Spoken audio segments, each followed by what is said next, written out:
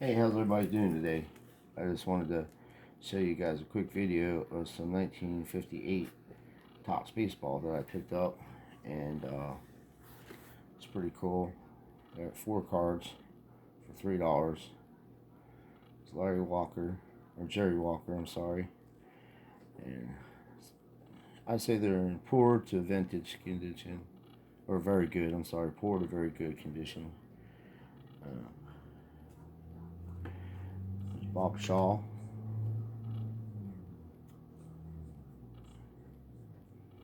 It's pretty cool.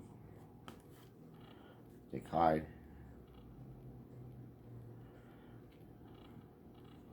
This is the reason why I got this set though, is Bobby Avila.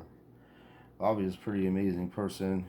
He was MVP, I think, in 1952, 54, and 55, and also won the American League batting championship, or batting title, in 1954. And after he retired, he owned a Mexican team and also was president of the Mexican Baseball League. And I think in like 1980 he was mayor of some little town in Mexico where he's from. But they call him Beto in Mexico, and Bobby here.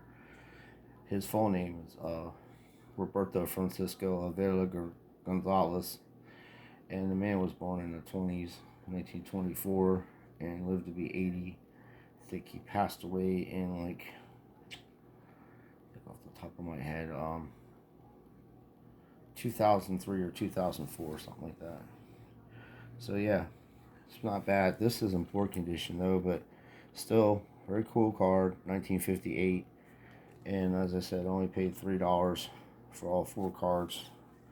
As you can see, it turned out pretty cool to add to my set. And I'm working on getting Roger Maris and Herman Caribou.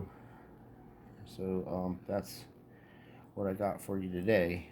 So it's just a quick video. I wanted to show you guys. It's really cool. He was amazing. Amazing life, this fella.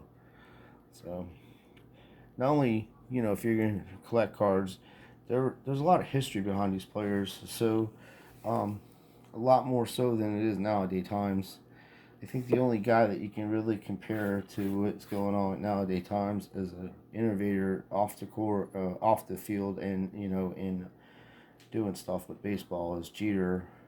He's one of the first, from my research, he's the first African American to own part of a baseball team, and obviously all the World Series he won, the MVPs, Hall of Fame, or should have been a unanimous vote. There's one guy that always votes against everybody. He's a jerk. He should be taken off of the writers list. He did the same thing to Ken Griffey Jr. with his when he was nominated. So yeah, this fellow is in the Hall of Fame in Mexico and Latino Hall of Fame, but I don't believe he's in the American Hall of Fame. His numbers aren't really high. I think he had a career high of 80 home runs, and I think he had like 280 something RBIs or something, but it's just the longevity of him. He played for 11 years for the Cleveland Indians. Then I think he played for Baltimore, Boston, and the Braves in '59. All in the same year. He was traded 3 times, so I think he ended his career with the Braves in 1959. But just an amazing guy as a person, as a human being. The accomplishments this man has done is amazing. So yeah, I'm getting in vintage. I have tons of modern stuff, and the things I collect are SPs, really super short print of nowadays times, number cards, and things of that nature. But I'm mostly vintage, and I have a lot of other stuff like T206s and stuff like that that are already graded. But I've been trying to work on sets for a while, mostly the 50s and some 40s. I have some 1963 Japanese baseball cards They're called Minko. So that means game or whatever. But this card's not really in bad condition considering how old it is. It is from the 50s. It's 58 tops. So you guys can go on eBay and probably find these cards really cheap. The industry is not doing very well. The only thing that's really making it a little bit more valuable of some of the modern day cards is they are numbered.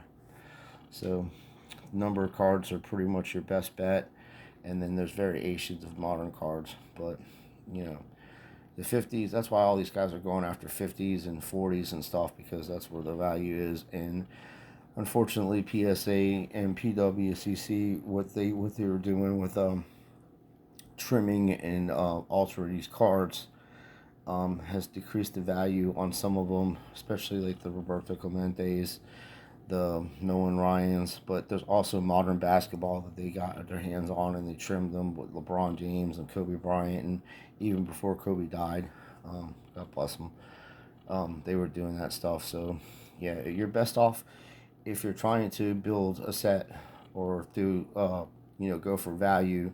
Your best bet is to go for vintage stuff. Some of the modern stuff is worth some money, but the vintage stuff, they don't make it anymore. It's hard to get. It's hard to get stuff that's not reprints. There's a lot of fakes out there, but these are real, and I just like the way they look. And as you can see, in modern day times, and with the modern day cards too, they're just a copy of the old cards. I mean, Spirit Heritage and all that. They just repeat the same style, the same kind of way that they made them back in the 50s is what they're doing at modern day times. So there's not really a lot of originality until you get into the optics and prisms and stuff. And even prisms aren't really worth much. For some reason, they're just not a high value card. But like I said, if you're going to go after modern stuff, go after number stuff, and go after SP cards and stuff like that. And there are a few cards that's coming my way, and I'll show you those at modern SP cards that you wouldn't believe the value on them. And they're really cheap too, because people don't know what they have. But I appreciate you guys watching. So it's just a quick video before I go to work. It's going to be a long day. I have 12-hour days, so that's why I haven't been really making much videos. I've been working a lot, but I got this in the mail yesterday, so I figured I'd do a quick video, let you guys see the 1958 tops I'm working on, and when I get my Roger Maris card and Killebrew, I will show that to you. They are graded, so I'm waiting for them to come through the mail. So you guys have a good day. I appreciate you watching, and like I said, if you want to get into vintage stuff, careful reprints.